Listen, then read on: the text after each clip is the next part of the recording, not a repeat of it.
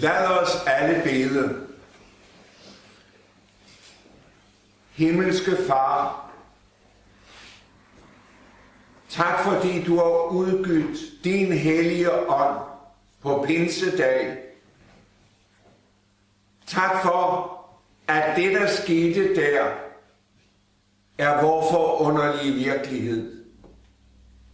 Du kommer, du gode hellige ånd, til os. Og nu beder vi om, at du vil komme og lukke os ind i Jesu Kristi rigdom og fylde, så vi ser ham som det eneste. Giv os det af nåde. Amen. I dag på anden søndag efter Trinitatis står det hellige evangelium skrevet efter evangelisten Lukas. Store skarer fulgtes med Jesus, og han vendte sig om og sagde til dem: Hvis nogen kommer til mig og ikke hader sin far, mor, hustru og børn, brødre og søstre, ja, sit eget liv, kan han ikke være min disciple. Den, der ikke bærer sit kors og går i mit spor, kan ikke være min disciple. Hvis en af jer vil bygge et tårn, sætter han sig så ikke først ned og beregner udgifterne, for at se, om han har råd til at gøre det færdigt, for at man ikke skal se ham lægge en sokkel, uden at kunne fuldføre det, så alle giver sig til at håne ham og sige: den mand begyndte at bygge, men kunne ikke fuldføre det. Eller hvilken konge vil drage i krig mod en anden konge, uden først at have sat sig ned for at overveje, om han med 10.000 mand er stærk nok til at møde ham, der kommer imod ham med 20.000. Hvis ikke, sender han udsendinge for at forhøre sig om fredsbetingelserne, mens den anden endnu er langt borte. Sådan kan ingen af jer være min disciple, uden at give afkald på alt sit eget.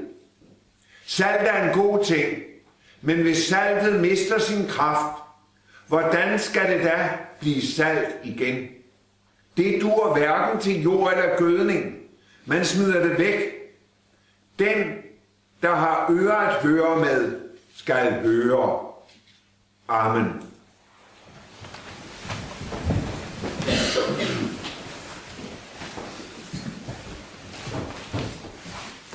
Jeg kan tænke mig, at en og anden undrer sig over det, Jesus her siger. Hvis nogen kommer til mig og ikke hader sin far og mor, kan han ikke være min disciple. Det er godt nok mærkeligt. Jeg troede, at det fjerde bud hed: du skal ære din far og din mor. Det er også sandt. Sådan er det. Det er også sandt, at Jesus siger noget helt andet i Matthæus evangeliet, kapitel 15.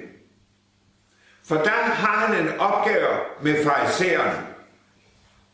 Han siger vers 4, for Gud har sagt: ær din far og din mor, og den, der forbander sin far eller mor, skal lide døden. Men I, nemlig farisæerne, siger: hvis nogen siger til sin far eller mor, det du skulle have haft som hjælp af mig, skal være tempelgave, så behøver han ikke at ære sin far og mor. I har sat Guds ord ud af kraft. Her bebrejder Jesus stærkt farisæerne, at de siger, at hvis man giver pengene til templet, så er det vigtigere end at give dem til sin far og mor, der har brug for dem. For Jesus er der ingen tvivl om, at de først og fremmest skal hjælpe deres farmor. For det har Gud sagt til ham. Hvordan kan Jesus så ved denne lejlighed sige, at vi skal hade vores farmor? Det er fordi, han taler om to forskellige ting. Når han taler om, at vi skal ære vores farmor og understreger det så stærkt, så taler han om denne vandrette linje i dit liv. Dit forhold i denne sammenhæng til din far og mor. Når han taler om, at vi skal hade vores far og mor, så taler han om en helt anden linje, nemlig den lodrette linje i dit liv. Og på den lodrette linje i dit liv, der skal Jesus være alene. Der skal være en lodret Jesus alene linje i dit liv. Det forunderlige er jo, at er denne lodrette Jesus alene linje hos dig, så har den stor betydning for den anden linje. Men det er så vigtigt i dit sind, at du har de linjer adskilt. På den lodrette linje, der skal jeg have alt andet end Jesus. Han har lov at være den eneste der. Og det han her taler om, det er at få gjort op med denne Jesus plus noget andet holdning, som ødelægger Jesus alene linjen totalt. Der er noget på denne jord, som kun er, når det er helt alene. Og det gælder dette. Den lodrette linje. Jesus. Helt alene. Jesus. Det eneste, synger vi. Helligste og eneste. Det er utrolig afgørende for det. Og nu har jeg ikke engang nævnt det, som jeg synes er det allervanskeligste, når det drejer sig om at holde Jesus alene linjen ren. Det er, når Jesus siger, at jeg skal hade mit eget liv. Det er nemlig sådan, at det sidste, som jeg sådan set vil give slip på, det er mit eget. Og det går helt ind i det åndelige, at man vil have sit eget med ind i det åndelige. For eksempel på Jesus alene linjen, der vil jeg gerne have ham ind. Det er jeg klar over. Men jeg vil også gerne have en god kristendom derind. En kristendom, man kan være bekendt. Den må vel også høre til der. Nej, siger Jesus. Den hører ikke til der. Det er mig alene. Og det er jo i virkeligheden et enormt evangelium. For der er nemlig mange, der får Jesus ind på den linje, og så får de deres egen kristendom ind på den linje. Men du kan godt se, at når man så oplever, at ens egen kristendom krakelerer, så bliver man jo noget betænkeligt. For det ser nu ikke godt ud at have denne krakelerede kristendom på denne linje. Og så må man jo se, om man ikke kan få en bedre kristendom. Det prøver man så. Og det lykkes måske nogle få dage. Så bliver man klar over, at den er galt igen. Og så begynder det at blive svært efterhånden. Når nederlagen kommer ind i min kristendom, og når man siger til sig selv, sådan som du er, sådan som din kærlighed er. Sådan skal det ikke være, når man er en god kristen. Jeg kan huske i læsebogen i realklassen, der var der et billede af Henrik Ibsen. Og nedenunder stod der et citat af ham. Og der stod der, at leve, det er at holde dommedag over sig selv. Der er ikke mange ting, jeg kan huske fra læsebøgerne. Men det mærkelige er, at det citat, det jeg kunne huske. Hvorfor tror du, jeg kunne huske det?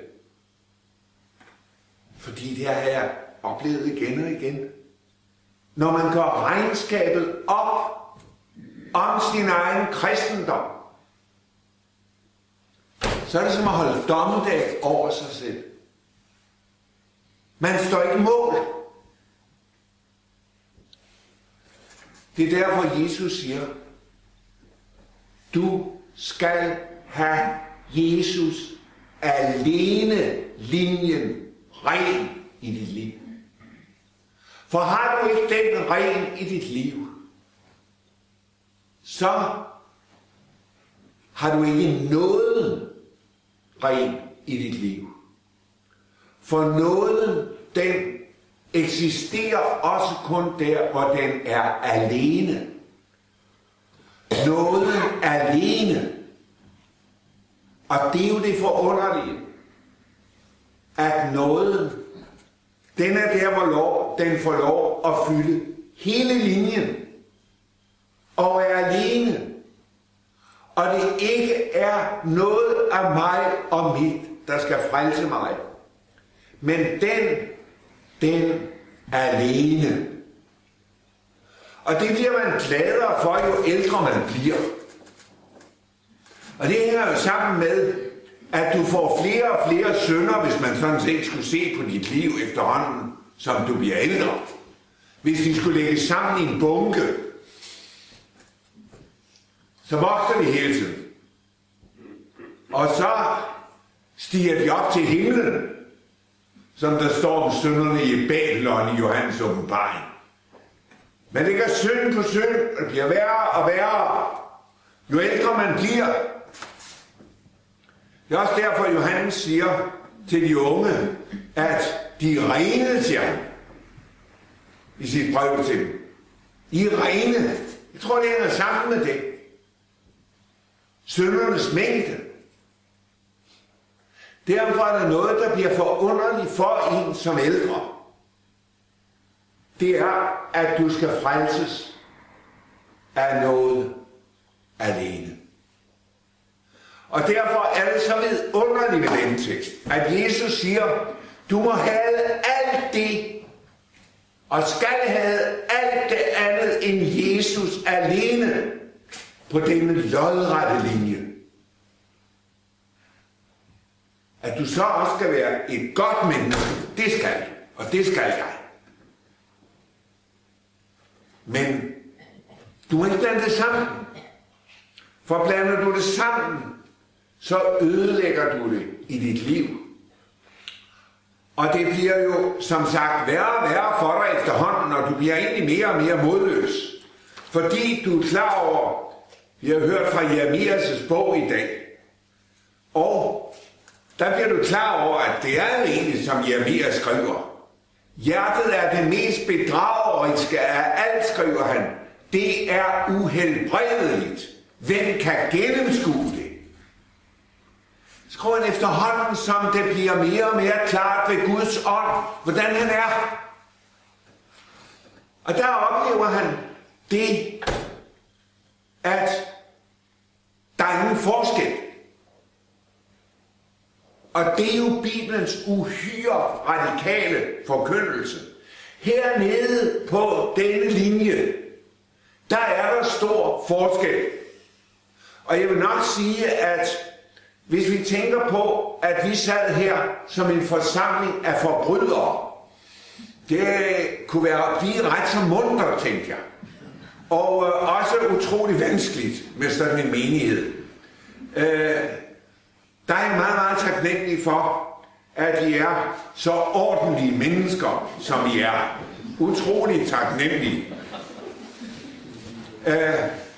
Sådan er det her. Men så er der en anden linje. Det er i Guds lys. Der møder man jo det utrolig stærke. Fra Romerbrevet 3:23, der er ingen forskel. Og her ser Gud ind i vores hjerter. Ingen forskel.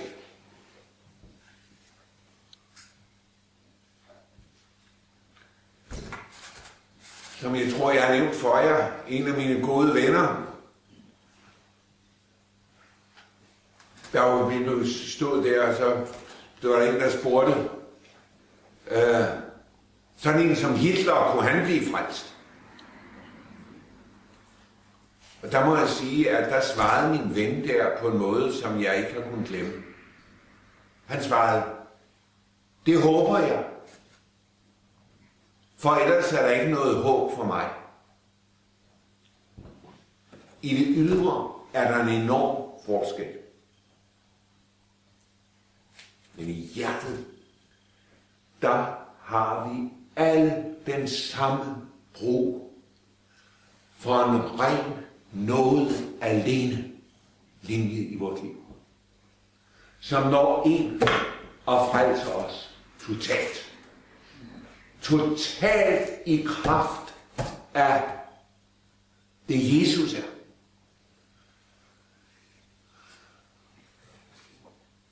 Så er der nogen, der siger, det samme som gymnasielærer sagde, at i gamle dage, sagde, så skulle man, Gamle Testamentet, der skulle du blive frelst af gerninger. Men nu skal du så blive frelst af en anden gerning, den hedder tro. Det er forkert. For den anden gerning, troen, står nemlig i modsætning til gerningerne. Og troen betyder, at du bliver frelst ved at komme ind på noget alene linjen, hvor du ikke frelses 90% af det Jesus har gjort og 10% af din tro. Men der frelses du alene af det Jesus har gjort. Alene af hans offer. Jamen skal ikke have tro? Jo, du skal ind på noget alene linjen. Jesus alene linjen. Og det er derfor, Jesus taler så stærkt om det. Det er det første, jeg vil sige i dag. Det næste er, at jeg vil sige noget om dette med korset. Du skal tage dit kors op og følge ham. Dit kors. Det mærkelige er jo, at korset, det har været noget, man har talt meget, meget stærkt om tidligere i kristenheden. Der talte man om Jesu kors og mit kors. Nu taler man også om Jesu kors, men meget lidt om mit kors. Hvad er mit kors? Det er det, som Gud bruger i mit liv til at døde min gamle selviske natur. Jeg har en selvisk natur, men så møder Gud mig med forskelligt i mit liv, som kommer ind og angriber denne selviske natur. Og det var hele livet. Luther siger det sådan, vi skal drukne denne selviske natur, den kalder han den gamle Adam. Ham skal vi drukne i daglig anger og bod. Men han kan svømme, det er æsen, siger Luther. Ja. Han bliver ved, kommer op, han dukker op til overfladen igen. Og så møder Gud os, ikke altid lige stærkt, men indimellem, med noget, der går ind og er et kors, dræbende,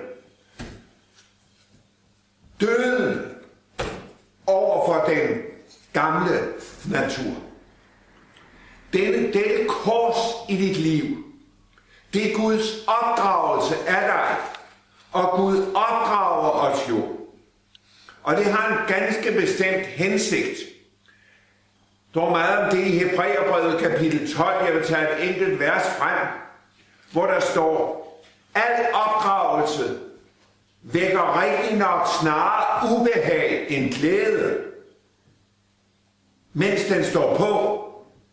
Men bagefter bliver frugten fred og retfærdighed for dem, der har gennemgået den. Og det skal vi lægge mærke til. Korset er ubehageligt. Men der kommer et bagefter. Og der bruges så ordene fred og retfærdighed for dem, der er gennemgået. I kristenheden og i det kristne liv, der er der en opdragelse af Gud, fra Gud, mod os. Og den må du ikke sige nej til. Den må du sige ja til. Du må ikke ringe armen, tales der om. Du må ikke ryste den af dig.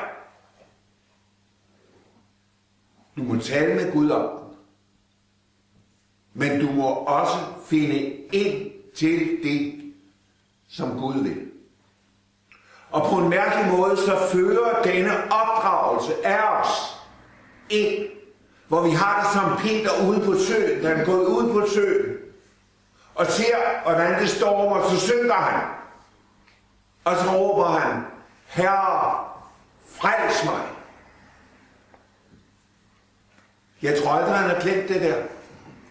For der fik han ligesom i et splitsekund lov til at se. Det er jo det, Gud vil. Han vil føre mig derhen, hvor Jesus alene linje er knivskarp og en forunderlig velsignelseslinje ind i mit liv. Det tredje, jeg vil sige lidt om i dag, det er dette med afkaldet. At ingen kan være hans disciple uden at give afkald på alt, hvad han har, stod der. Afkaldet. Og der kan jeg ikke lade være med at tænke på, hvor tæt Paulus er i sin forståelse af det ord i Filipperbrevet. For der taler han nemlig om nogle af de ting, der har været en stor fordel i hans liv. Og det har blandt andet været den familie, han er vokset op i. Han er omskåret på 8. dag. Han er israelit af fødsel. Han tilhører en af de fine stammer, Benjamins stamme. Der er forskel på, hvilke stammer man var tilhørt. Og der har du Levis stamme, og så har du kongestammen, Judas stamme, og så har du Benjamins stamme, som de 3 øverste. Og så er han hebræer af hebræer, det vil sige, at han kan hebraisk. Han taler sproget. Ikke alene aramaisk og græsk, men også hebraisk. Han er lovtro farisæer, og han er ivrig forfølger af kirken, når man tænker tilbage. Jeg er uangribelig i lovretfærdighed, ligesom Luther var det, da han var munk. Uangribelig, når det drejer sig om det. Dog, hvad jeg havde af fortjeneste, det regner jeg nu på grund af Kristus fortab. Ja, jeg regner så vist alt fortab på grund af det langt større at kende Kristus, Jesus, min Herre. Det er det at give afkald på alt. Det er at regne alt det, som er stort i menneskers øjne, også i den religiøse verden. Regne det for noget, jeg ikke regner. Jeg regner det for tab. Fordi jeg må have Jesus alene-linjen. Helt klart. For når jeg har denne linje i mit liv, så findes jeg jo inde i den linje, siger han. Jeg findes i ham. Ikke med min egen retfærdighed, der fås ved gerninger, nemlig ved loven, men med den, der fås ved tro. Retfærdigheden fra Gud, grundet på troen. Troen har ført mig derind, hvor jeg får alt af noget. Det er jo en forunderlig rigdom. Og hvad er det velsignet at slippe sin egen retfærdighed. Alt sit eget. Står der. Og med begge hænder kan du gribe om det fuldbragte. Det er velsignelse. Og der siger du, jeg har aldrig været så lykkelig og salig som nu. Aldrig. Og det er sandt. For nu er der ikke længere noget, der hindrer Guds nådestrøm i sin fylde og komme ind over dig. Derinde, hvor du har noget over noget. Og så tænkte jeg på, der er mange, der læser denne tekst og tænker, det kan jeg slet ikke leve op til, det der med at have sin far og mor og med at tage sit kors op og med at give afkald på alt sit eget. De læser det med lovens briller. De ser ikke, det Jesus vil gøre, det er at tage alt dit eget ud og ned her på den her linje, ned med det der. Og så skal du få alt i Kristus. Bare se ham. Han nok i ham. Lad ham fylde sind og hjerte og sjæl. Jesus, det eneste. Lad os bede. Lov og pris og tak og evig ære være dig, vor Gud, Fader, Søn og Helligånd. Du som har været, er og altid bliver en sand treenig Gud, højlovet fra første begyndelse, nu og i al evighed. Herre Jesus, da de så op, så de ingen uden dig alene. Det er vort inderlige ønske og bøn, at vi med dine disciple må få lov til netop det. Dig alene. Dit navn brændt ind, hjerte og sind ved din hellige ånd. Herre, vi beder dig om, at det sidste ord, vi må sige på jord, er navnet Jesus. Frelsernavnet. Herre, vil du frelse os ind i fylden, ind i noget over noget, ind i Kristus overflod. Giv os det i dit navn. Giv os det ved din ånd. Så takker vi dig for, at vi må stå for dit ansigt. Og vi takker dig også inderligt for, at du er i den vandrette linje i vort liv. I vort forhold til os selv og til vor næste. Tak, at du også der kommer og fører os og er hos os i alt det, som er svært. Og tak, at du også kommer med din lægende hånd og med kraft på ny. Og at du giver os livet igen og igen. Tak, at du har hørt vores bøn. for Claus, for Hans Sørensen, for Esther, for Jytte. Ja, Herre, du har hørt vores bøn gang på gang. Og nu får vi lov til også at bede og lægge vores syge frem for dig. Vi beder dig for Inge.